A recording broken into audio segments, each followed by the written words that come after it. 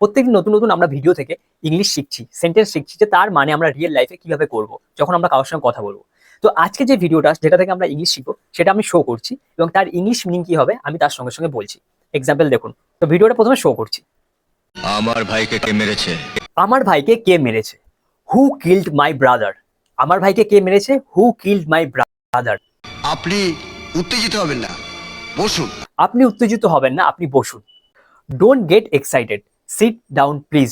Don't get excited, sit down please. বসতে আমি আসিনি। যে আমার ভাইয়ের গায়ে হাত তুলেছে তাকে আমি চিরদিনের মতন শুইয়ে দিতে এসে বসতে আমি আসিনি। I didn't come to sit. I didn't come to seat.